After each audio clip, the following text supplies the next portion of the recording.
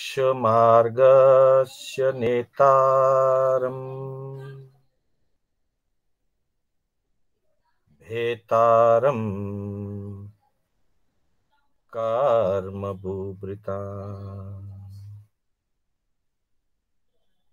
ज्ञातारम् विश्वतत्त्वानाम्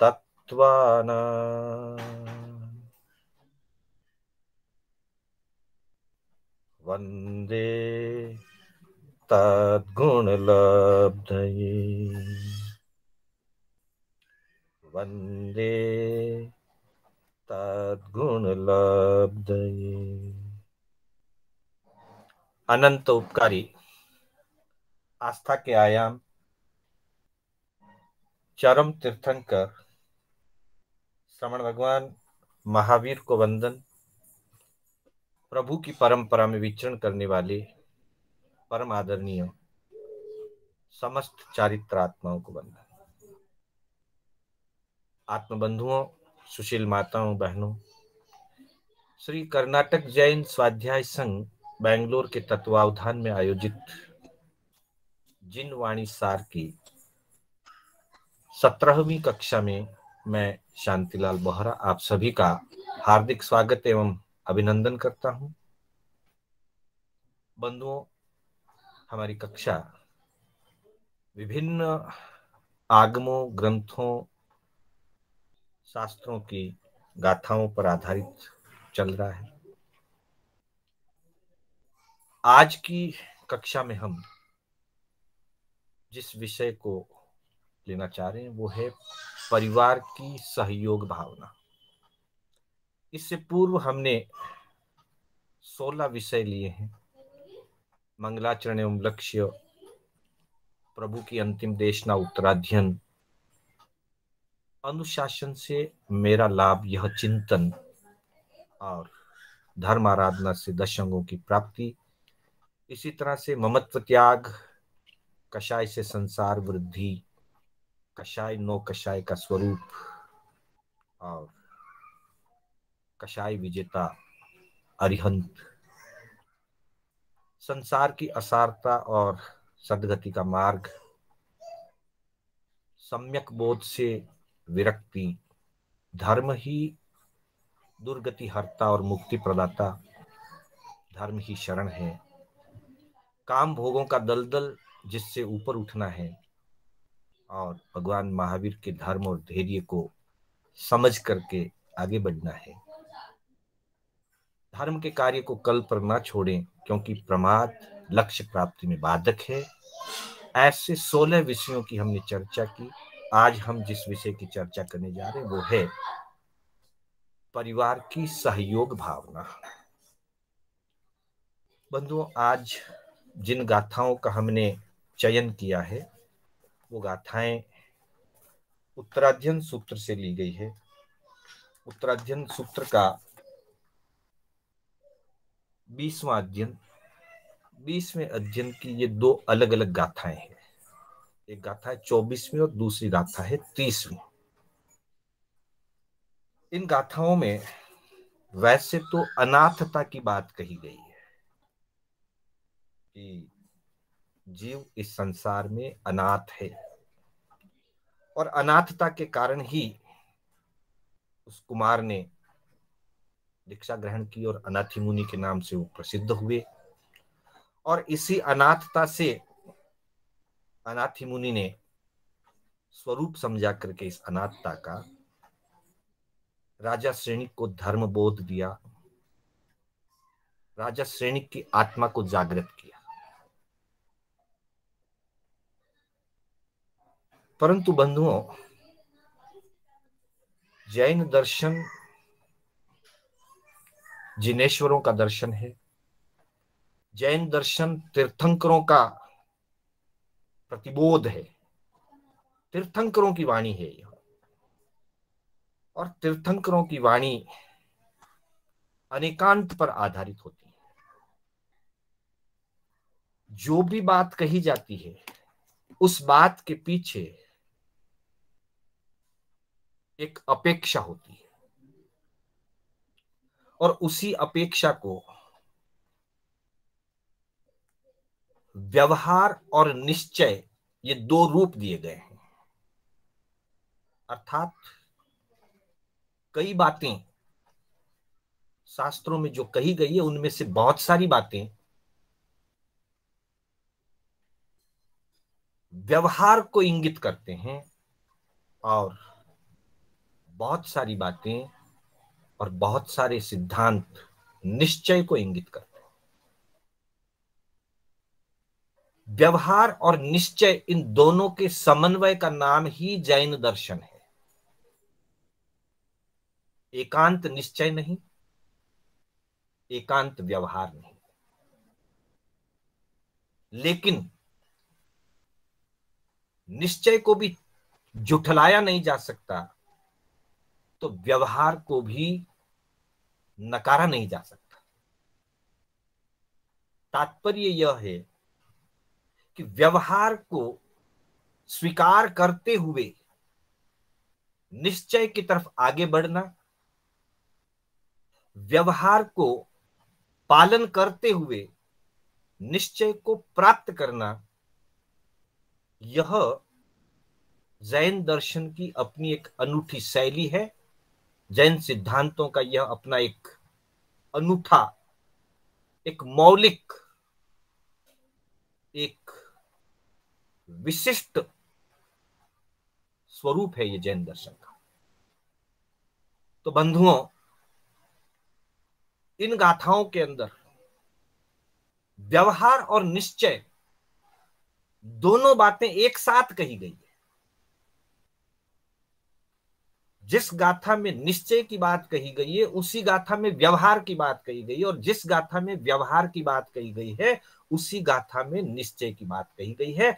इसको समझ करके हमें अपने व्यवहार को भी निभाना है और अपने निश्चय को भी प्राप्त करना है। तो एक बार हम इन गाथाओं का उच्चारण करें और फिर हम इसकी विशेष चर्चा करेंगे। पिया से सब सारम पी दिज्जाहि मम कारणा नय दुःखा विमोहेयि ऐसा मज्ज अनाहया खाणम पी मे महाराय पासा ओ वीन फिट्टई नय दुःखा विमोहेयि ऐसा मज्ज अनाहया ऐसा मज्ज अनाहया। बंधुओं,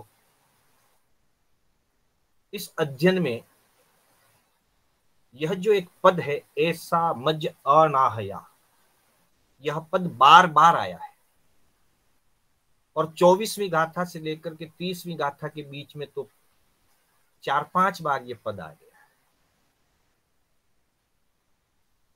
अब इसमें जो कहा गया है कि ऐसा मज्ज अनाहया, यह मेरी ऐसी अनाथता थी। राजा सैनिक और अनाथी मुनि की जो चर्चा होती है, उनका जो संवाद होता है, जिसमें वो अपनी अनाथता की चर्चा करते हैं, अनाथता का स्वरूप बताते हैं कि अनाथ किसको कहा गया है।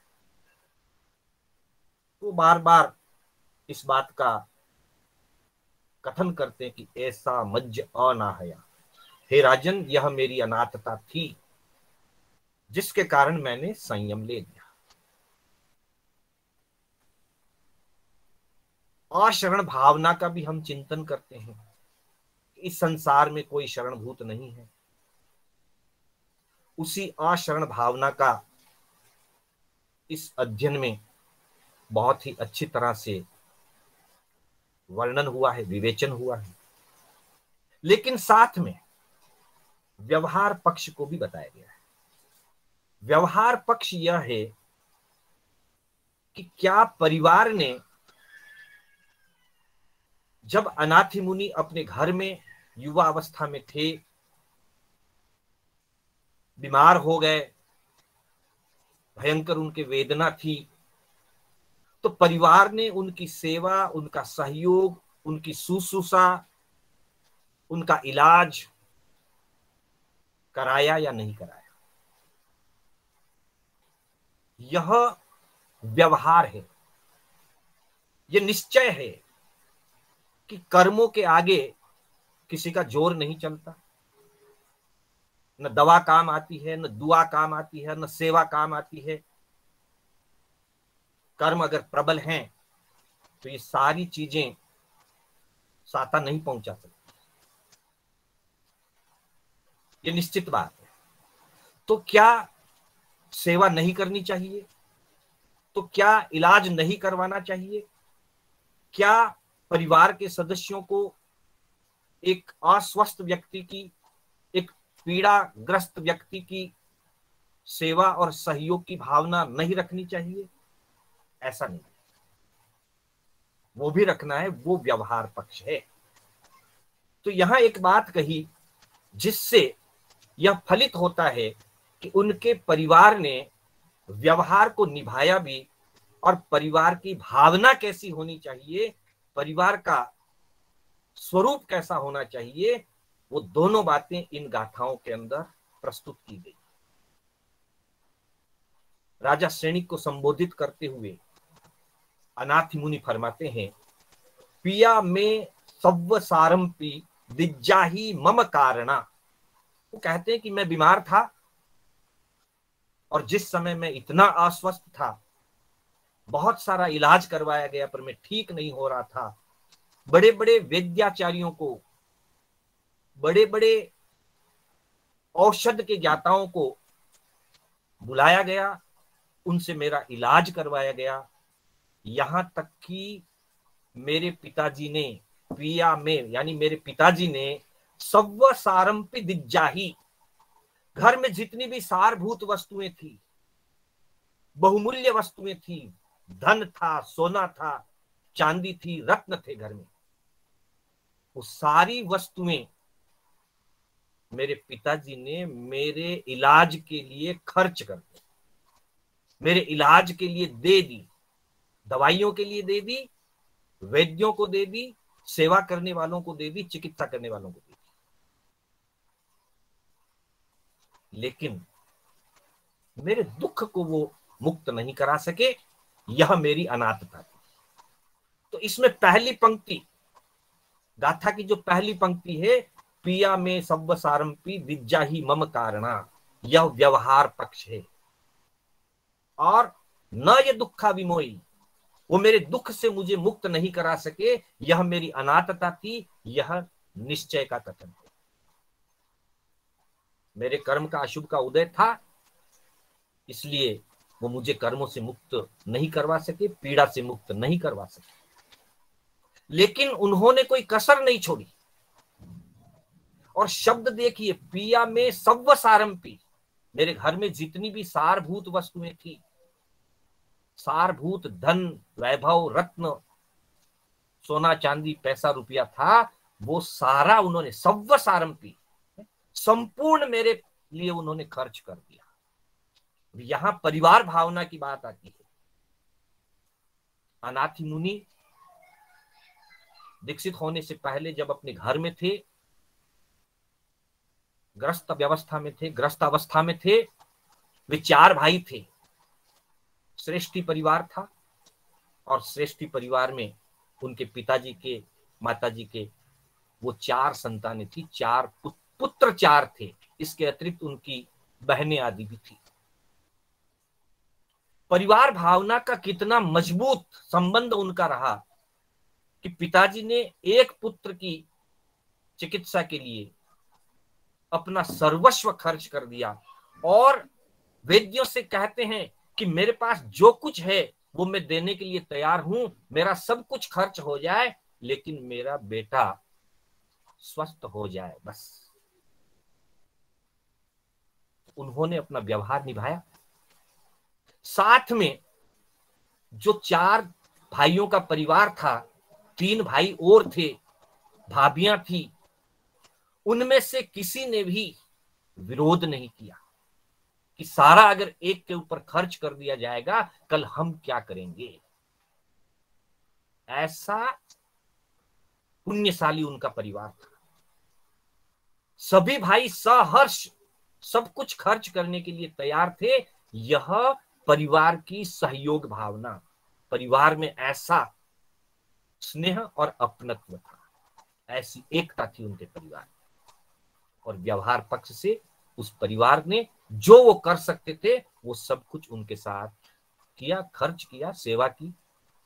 उसके बाद आगे की गाथाओं में आता है कि मेरी माता रोज दुखी होती थी, मेरे लिए शुभकामना करती थी, मेरे छोटे बड़े भाई वो मेरे लिए शुभकामना करते थे, मेरी सेवा करते थे, मेरी छोटी बड़ी सगी बहनें वो भी मेरे लिए सेवा करती थी और मेरे लिए शुभकामना करती थी। वो सब चाहते थे कि मैं ठीक हो जाऊं, लेकिन मैं ठीक नहीं हो पा रहा था, मैं अपने दुखों से मुक्त नहीं हो पा रहा था। यह मेरी अनाथता थी।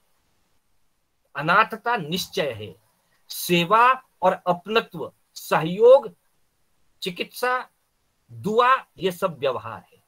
व्यवहार के लिए उन्होंने सारा व्यवहार किया।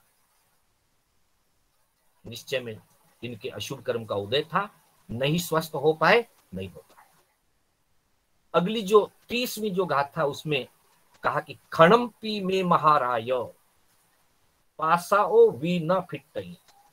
मेरी जो पत्नी, अनाथी मुनि कहते हैं कि जब मैं संसार में उस अस्वस्थ दशा में था तो मेरी जो पत्नी है वो मेरे पास से एक पल भर के लिए भी, खणम्पी में महाराज, महाराज, राजन, मेरी पत्नी एक क्षण भर के लिए भी मुझसे दूर नहीं होती थी।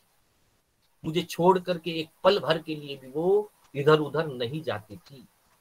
वो हमेशा मेरे पास बैठी रहती, मेरे पलंग के पास बैठ करके वो आंसू बहाती रहती थी।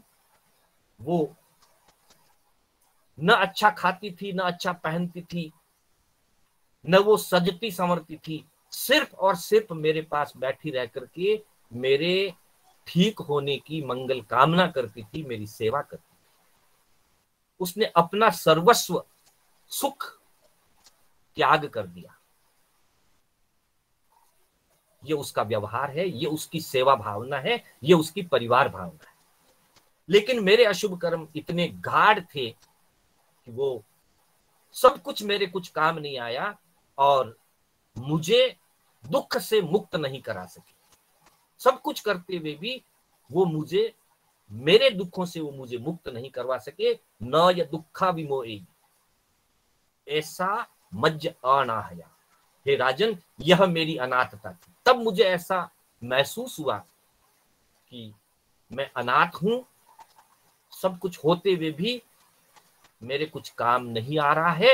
इसलिए मुझे आत्म जागृति हो गई और आत्म जागृति के साथ मैंने अपना संकल्प किया और संकल्प के साथ ही मुझे शांति की अनुभूति हुई और फिर अगले दिन मैंने जो है संयम ले लिया। तो बंधुओं, इस अध्ययन में निश्चय और व्यवहार दोनों का समन्वय करते हुए एक तरफ अध्यात्म की ऊंचाइयों को बताया है तो दूसरी तरफ परिवार की सेवा, परिवार का सहयोग, भाइयों का स्नेह, पत्नी की सेवा और त्याग भावना, इन सारी बातों का वर्णन इस अध्ययन के अंदर किया गया है। तो प्रभु ने एक तरफ निश्चय को प्रस्तुत किया है तो उसके साथ साथ उसी गाथा में व्यवहार की भी प्रस्तुति दी है। हमें, हम जिस समय जिस स्तर पर हैं, जब परिवार के साथ हैं और परिवार का हम जिम्मेदारी निभा रहे हैं तो उस समय हमें व्यवहार को भी ध्यान रखना होता है और निश्चय की दृष्टि से अपनी आत्मा के कल्याण के मार्ग पर भी आगे बढ़ना होता है।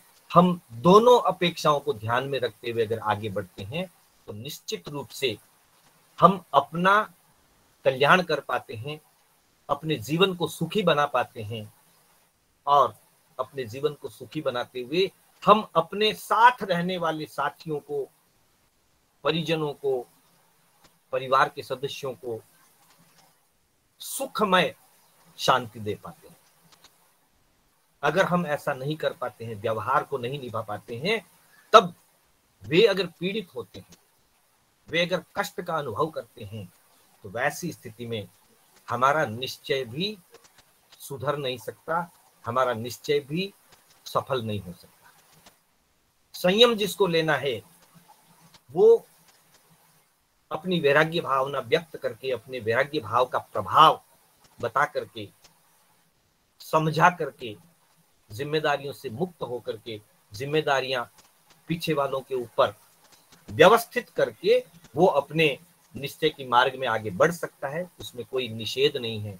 लेकिन जब तक घर में रहते हैं, परिवार के बीच रहते हैं, घर वालों का और परिवार का जब हम अपने सुख में उपयोग करते हैं, हम उनसे सेवा लेते हैं, हम उनसे खुशियां बटोरते हैं, और फिर अगर हम निश्चय की बात लेके बैठ जाएं कि मैं उनकी सेवा नहीं करूंगा क्योंकि मेरे कर्म बनते हैं, मैं उनका साथ नहीं दूंगा क्योंकि मेरे कर्म बनते हैं, ऐसी एकांत निश्चय को लेकर के अगर हम अपने निर्णय कर लें तो वो निर्णय गलत होंगे। अतः ऐसी भावना से उभरें और भगवान का दिया हुआ अनेकांत का जो मार्ग है, जिस समय हम जिस स्तर पर हैं उस समय अपने उस स्तर के कर्तव्यों का पालन करते हुए, अपने परिवार भावना को निभाते हुए, परिवार के साथ सहयोग भावना को निभाते हुए अंतर से हम अलग रह सकते हैं। अंतर से हम अपने निश्चय की साधना और आराधना कर सकते हैं, लेकिन व्यवहार से हम उस व्यवहार को भी निभाते चलें जो उस समय अपेक्षित है और घर वाले या परिवार वाले हमसे वो अपेक्षा रखते हैं। हाँ, ये बात जरूर है कि उन अपेक्षाओं में जो उचित अपेक्षाएं हैं, उन मांगों में जो उचित मांगे हैं, हम उन्हीं की पूर्ति करेंगे। अगर परिवार की या बच्चों की या किसी भी और सदस्य की घर में कोई मांग जो ठीक नहीं है, कोई मांग जो उचित नहीं है, जो मांग यथार्थ नहीं है, हम उसकी पूर्ति नहीं करेंगे। लेकिन जो उचित मांग है और हमारा कर्तव्य है उसका पालन करना, हमारा कर्तव्य है परिवार के साथ सहयोग भावना को बना करके चलना, तो व्यवहार पक्ष में हम उस कर्तव्य का भी पालन करते रहेंगे और निश्चय में हम अपने अंतर की भावना है, जैसे कहा गया है कि जो समदृष्टि जीवड़ा करे कुटुंब प्रतिपाल, अंतर्गत न्यारो रहे यूं धाय खिलावे पाल। जैसे धाय माता होती है, वो अपने बच्चे को, जबकि वो उसका खुद का बच्चा नहीं है, लेकिन उस बच्चे को वो पालती है, पोसती है अपने सगे बच्चे के समान, और उसकी रक्षा सुरक्षा व्यवस्था में वो लेश मात्र भी कमी नहीं आने देती है। और अंतर से वो जानती है कि ये मेरी ड्यूटी है, मैं अपना कर्तव्य पालन कर रही हूं, ये बच्चा तो मेरा नहीं है। ठीक वैसे ही अपने अंतर में सम्यक दृष्टि को जागृत करते हुए जो समदृष्टि जीवड़ा करे कुटुंब प्रतिपाल, वो अपने कुटुंब का पालन करते हैं, अंतर्गत न्यारा रहे, लेकिन अंतर से आसक्ति नहीं जोड़ते, कर्तव्य पालन में कमी नहीं होने देते हैं, और निश्चय में आसक्ति से नहीं जुड़ते हुए अपनी अंतरात्मा को सदा जागृत रखते हैं, और अपनी अंतरात्मा को जागृत रखते हुए अपने कर्तव्य का पालन करते हैं। जैसे धाय माता अपने कर्तव्य रूप में अपने स्वीकृत पुत्र को, हालांकि वो उसका पुत्र नहीं है, पर जिसकी सेवा उसने स्वीकार की है, जिसकी धाय माँ बनी हो, धाय को भी माता कहा जाता है, धाय माता, तो जिसकी वो धाय माता बनी है, जिसको उसने स्वीकार किया है, उसका वो बराबर से लालन पालन करती है। ठीक वैसे ही गृहस्थी में रहते हुए हमें परिवार भावना का भी व्यवहार से पालन करना चाहिए, और निश्चय से अंतरंगतः आसक्ति से ऊपर उठ करके रहना चाहिए, आसक्ति से नहीं जुड़ना चाहिए, और निश्चय में अपनी आत्मा के विकास का, आत्मगुणों के विकास का, साधना का मार्ग निभाते हुए जीवन को आगे बढ़ाना चाहिए। इन्हीं भावनाओं के साथ मैं अपने शब्दों को विराम देना चाहूंगा। समय हो चुका है। मेरे बोलने में कोई स्खलना हुई हो अथवा जिनाज्ञा विपरीत कथन हुआ हो तो उसके लिए बारंबार मिच्छामि दुक्कडम। मंगल पाठ के साथ हमारी कक्षा विराम लेगी। गुरुदेव की आज्ञा से, बड़े श्रावकों की आज्ञा से, चत्तारि मंगलम अरिहंता मंगलम सिद्धा मंगलम साहू मंगलम केवली पनत्तो धम्मो मंगलम। चत्तारि लोगुत्तमा अरिहंता लोगुत्तमा सिद्धा लोगुत्तमा साहू लोगुत्तमा केवली पनत्तो धम्मो लोगुत्तमो। चत्तारि शरणं पवज्जामि, अरिहन्ते शरणं पवज्जामि, सिद्धे शरणं पवज्जामि, साहु शरणं पवज्जामि, केवली पनत्तम धम्मम शरणं पवज्जामि। अरिहंतों का शरणा, सिद्धों का शरणा, साधु जी का शरणा, केवली धर्म का शरणा। चार शरणा दुर्गत हरणा, और न शरणा कोई, जो भव्य प्राणी आदरे तो अक्षय अमर पद हो। श्रमण भगवान महावीर स्वामी की जय, समस्त चारित्र आत्माओं की जय। आप सभी से सादर जय जिनेन्द्र, सभी का सादर जय जिनेन्द्र और आभार। जय जिनेन्द्र। जय